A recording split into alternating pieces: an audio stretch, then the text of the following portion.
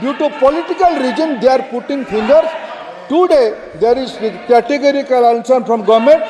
Due to Supreme Court's guidance and the instruction, single examination, All India pattern examination is very successfully on. And regarding Tamil Nadu, sir, regarding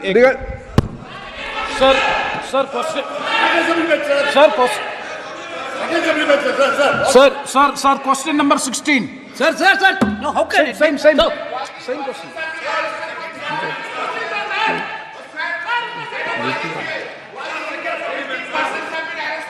sir N K Premchand ji क्या आप प्रश्न नहीं करना? N K Premchandan ji sir please sir, the basic issue before us is the credibility of the competitive examinations has already been lost. So 24 lakhs of students have appeared for the NEET UG examination this time. The corruption has begins from the date of registration. Now this time the registration date has been extended, and for correcting the Aadhaar updation, that has also been extended, and the leakage of paper has also happened in Patna. And after all these things, now the future of the students is in big danger, and they are very much apprehensive. They are all approaching us as the people's representative. So the point is the CBI investigation is going on. So far, only one case is registered and one FIR is registered. CBI investigation is going on, and a committee has also been constituted to look into it. So our case is whether, since it is a matter which is concerning the people at large, I think that this is the right forum by which this matter has to be discussed. So my question is, one question is regarding the centers of excellence like AIMS, JIGMA, whether a separate competitive test will be conducted, and in order to examine in detail whether a joint parliamentary committee be constituted so as to investigate into this matter. That is a specific question I am asking, sir. Honorable Speaker, sir, as I said in my previous reply, there is a background why this pattern of NEET examination is conducted. With utmost respect to this House, I am again politely saying, due to different views, Honorable Supreme Court has categorically twice said this centralized examination pattern has to be there. Regarding some anomalies, very government has nothing to hide. We have put all the facts in front of Supreme Court. Very right now, Supreme Court is hearing that case. It will be proper to just wait and watch what Supreme Court is giving instruction, and this House is open to any kind of discussion. Akhilesh Yadav ji 1 minute में सबका जवाब दूंगा आज. चलो बैठो. अध्यक्ष महोदय, मैं आपका धन्यवाद देना चाहता हूं. देश के बहुत महत्वपूर्ण सवाल पर आपने मुझे पूछने का समय दिया है. अध्यक्ष महोदय, ये सरकार किसी और का रिकॉर्ड बनाए ना बनाए, लेकिन पेपर लीक का रिकॉर्ड जरूर ये सरकार बनाएगी.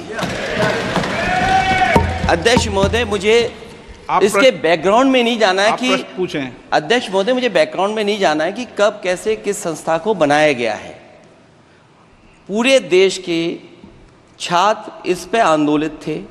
लगातार अखबार और सीबीआई की जांच के बाद चीज़ें सामने आ रही हैं. लोग पकड़े जा रहे हैं, जेल भेजे जा रहे हैं. मैं अध्यक्ष महोदय आपके माध्यम से पूछना चाहता हूं मंत्री जी से, क्या सेंटर वाइज जिन बच्चों को सबसे ज़्यादा नंबर मिले हैं, क्या उसकी सूची जारी करेंगे? 30,000 सीटें जहां हैं, कई सेंटर अध्यक्ष महोदय ऐसे हैं जहां 2,000-2,500 बच्चे पास हो गए हैं. सरकारी सीटें 30,000 हैं. कई सेंटर में 2,000 से ज़्यादा पास हो गए. कई प्रदेश के ऐसी जगह है जहां पर कुछ सेंटर से 600 से 650 से ज़्यादा सबसे ज़्यादा नंबर हैं. और अगर वो संस्था इतनी क्रेडिबल थी, तो अध्यक्ष महोदय जिन सेंटर्स पे ये परीक्षा हुई, उन सेंटर्स का इंफ्रास्ट्रक्चर क्या था? क्या मंत्री जी ने जानकारी की थी इस बात की? अध्यक्ष महोदय, मेरे आपके माध्यम से एक ही निवेदन है कि बिना ये मंत्री जी रहेंगे तो न्याय नहीं मिलेगा बच्चों को. अध्यक्ष महोदय, आदरणीय अखिलेश जी की प्रश्न का मैं विनम्रता से उत्तर देना चाहूँगा कि अभी सुप्रीम कोर्ट में जो चल रहा है केस, सुप्रीम कोर्ट ने ऑर्डर दिया पूरा विद्यार्थियों की सूची को वेबसाइट में उपलब्ध करा दो। सर पिछले 3 दिन से देश भर की सारे विद्यार्थियों की लिस्ट पब्लिक डोमेन में उपलब्ध है। ये सारा चीज़ खुले पे है और कई प्रकार की तर्क आ चुका है। सर मैं एक अभी उसमें केरल के विद्यार्थी भी अच्छे किए हैं, क्या हम ये कहेंगे भी वहाँ भी कुछ गड़बड़ी हुई थी? ऐसे आरोप करना, मैं देश की ग्रामीण इलाका, देश की एसटी इस बार सबसे अच्छा परफॉर्मेंस करने वाले देश की एसटी एससी ग्रामीण बैकग्राउंड आर्थिक पिछड़े लोगों की है, क्या हम उनकी मेधा को हम चुनौती देते हैं? और बाकी रहा क्वेश्चन पेपर लीक की, सर मैं शुरू से मेरा एक स्टैंड रहा, राजनीति नहीं करना, लेकिन अखिलेश जी जब वहाँ दायित्व में थे उस सूबे की, सर सारे सूची है कितने बार उत्तर प्रदेश में क्वेश्चन पेपर लीक हुए हैं। माननीय एक मिनट प्लीज, एक मिनट। राहुल गांधी जी, आप प्रश्न पूछना चाहते हैं?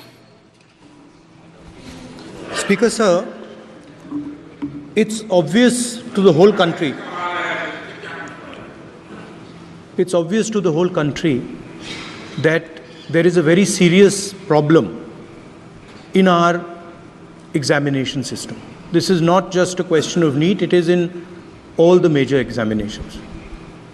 Now, the minister has blamed everybody except himself.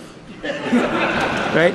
I don't even think he understands the fundamentals of what is going on here. आप प्रश्न क्या है आपका? आ रहा हूं सर। सर ये मैं क्वेश्चन को सेटअप कर रहा हूं। प्रश्न पूछ रहे हैं।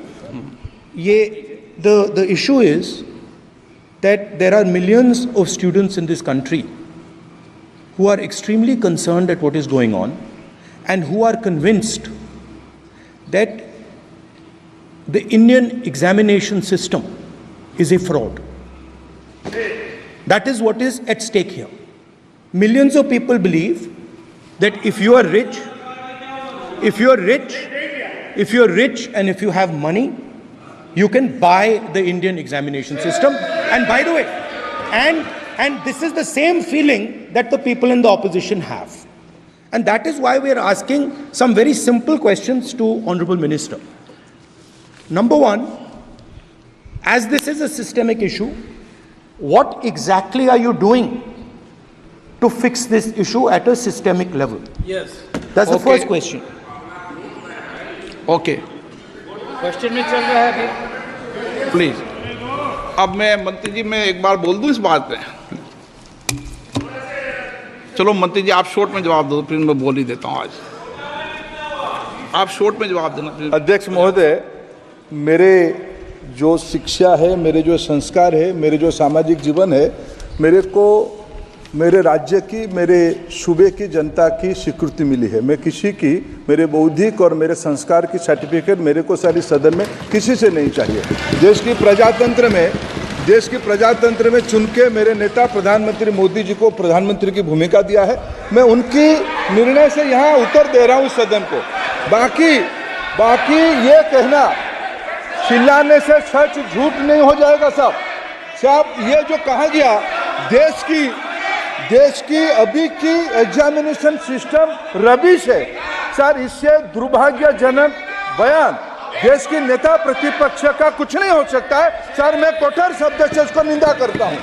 बाकी रहा, मैं सर आपके सामने, आपके माध्यम से देश के सामने सर एक तथ्य रखता हूँ सर। जिन्होंने रिमोट से सरकारें चलाई है, 2010 में 3 बिल आया था सर शिक्षा सुधार के लिए। उन्हीं की पार्टी के नेता आदरणीय कपिल सिब्बल साहब 3 बिल लाए थे। उसमें से एक बिल था एजुकेशन, उसमें एक बिल था prohibition of unfair practice bill 2010, जिसकी उद्देश्य एजुकेशन इंस्टीट्यूशन में माल प्रैक्टिस को बंद करना। सर मेरे सरकार की हिम्मत है, अभी हमने पब्लिक एग्जामिनेशन की रेगुलरिटीज में बिल लाए, कानून बनाए।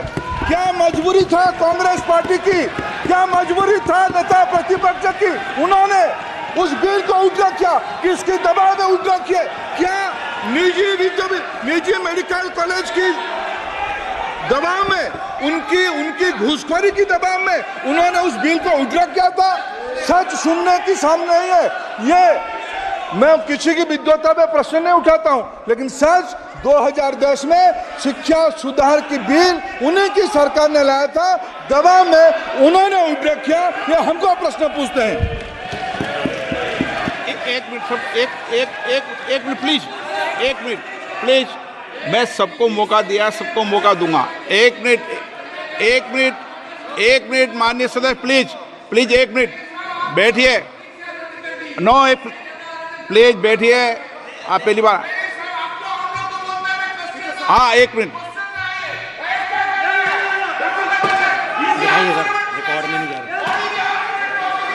कल्याण जी प्लीज, कल्याण जी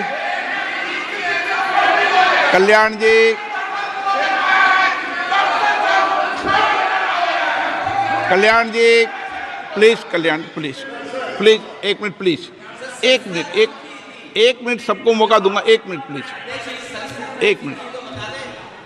माननीय सदस्यगण, विषय महत्वपूर्ण था, मैंने सबको अलाउ किया, लेकिन एक बार इस सदन के अंदर ये सार्थक चर्चा होनी चाहिए, क्योंकि प्रश्न ये था कि परीक्षाओं के विषय के अंदर, और आप सबको पता है देश में अलग अलग राज्यों के अंदर भी अलग अलग दलों की सरकार रही, और उन अलग दलों की सरकार में आपकी भी सरकार रही, अन्य दलों की सरकार रही। वहाँ भी कई बार प्रश्न लीक हुए, प्रश्न पत्र लीक हुए और परीक्षाओं पर प्रश्न उठे। मेरे सवाल, एक मिनट मैं बता रहा हूँ जिसको, आप पूरी बात सुनिए मेरी। मेरा कहना ये है कि हम और उन एक मिनट प्लीज बैठिए, एक मिनट नीट नहीं सारी। हमारा सवाल ये है कि हम यहाँ इसलिए चिंता के लिए बैठे हैं कि भविष्य में हमारे विद्यार्थियों के भविष्य पर कोई विषय न उठे, इसलिए किस तरीके का मैकेनिज्म डेवलप करें, परीक्षाओं का क्या बेहतर सिस्टम डेवलप करें, इसमें सबके सुझाव आए ताकि भविष्य के अंदर, और उसके लिए जो उत्तम सुझाव हो सकते हैं सरकार भी उस उत्तम सुझावों को मानेगी। एक मिनट, लेकिन हम अगर सारे परीक्षाओं पर सवाल उठाएंगे तो कई राज्यों में कई दलों की सरकार है जो परीक्षाएं आयोजित करती रहती है। हम सारी परीक्षाओं पर सवाल उठाएंगे तो जो बच्चे उत्तीर्ण होते हैं उनके भविष्य पर और भारत की परीक्षाओं पर, भारत की शिक्षण व्यवस्थाओं पर पूरे विश्व में एक बहुत गंभीर असर पड़ेगा, जो सदन की चिंता का विषय है। और इसके लिए सभी राज्यों ने अपने अपने यहाँ कानून बनाए, संसद ने भी कानून बनाए। कानून बनाने के अलावा इस विषय के अंदर एजेंसी जांच कर रही है, कोर्ट निगरानी कर रही है। हमारा सवाल ये होना चाहिए कि हम कैसे सकारात्मक रूप से सुझाव देकर इस सिस्टम को और बेहतर कर सकते हैं, ये होना चाहिए। आरोप प्रत्यारोप से सदन नहीं है, आप बेहतर सिस्टम डेवलप करो। और कभी भी सारे एग्जामिनरों पर सवाल उठाना सदन के लिए उचित नहीं है। ये सदन इसके लिए है भी नहीं platform. No question number 3, Shri D Prasad Rao. प्रश्नकाल में सबको सवाल उठाने दिया और एक बार सवाल उठाने के बाद दोबारा नहीं उठाने दिया जाता। संसद नियम प्रक्रियाओं से चलती है और नियम प्रक्रियाओं से मैंने चलाया। श्री डी प्रसाद राव, प्रश्न नंबर 3। 9 मैंने सदन की चिंता सरकार को बता दी है और आप सबको बता दी है। Honorable Speaker, thank you so much for allowing me to speak this important question. I am Prasad Rao from Chittoor constituency, Andhra Pradesh. Our beloved Honorable CM Chandrababu Naidu Garu has requested substantial financial support from the center to help reconstruct and rebuild the Andhra Pradesh. एक minute please, आप प्रश्न संख्या 3 है, पहले बोलो प्रश्न संख्या 3। Question number 3. माननीय मंत्री जी, कोई दिक्कत नहीं, सब सीधे पहली बार आए। अब माननीय प्रश्न पूछें प्लीज सदस्य। Thank you very much for allowing me to speak this very important question, Honorable Speaker. This is Prasad Rao from Chittoor constituency, Andhra Pradesh. Our beloved Honorable CM Chandrababu Naidu Garu has requested substantial financial support from the centre to help reconstruct and rebuild the Andhra Pradesh, which is facing acute financial challenges, stalled infrastructure projects. In this context, Honorable Speaker, I would like to know from the Honorable Minister about the centrally sponsored schemes and the projects that have been stopped or discontinued in the state of Andhra Pradesh, along with the reasons for the same. The current state of the stalled or delayed schemes in the state and the reasons behind the halting and slowdown of these projects. And the reply given to the question, the unutilized certificate was not furnished. It was a general reply. I request Honorable Speaker to furnish the utilization certificate for the funds allotted to the Andhra Pradesh for the last 5 years. Thank you very much. माननीय मंत्री जी। अध्यक्ष महोदय, माननीय सदस्य ने जो ये बताया है कि माननीय मुख्यमंत्री जी आए थे, मैं उनको बताना चाहता हूं कि इस आशय का पत्र माननीय मुख्यमंत्री जी ने भारत सरकार को प्रस्तुत किया है और भारत सरकार की इस प्रकार के सभी अनुरोधों का परीक्षण कराने के बाद ही नियमानुसार कार्रवाई करती है तथा आंध्र प्रदेश के भी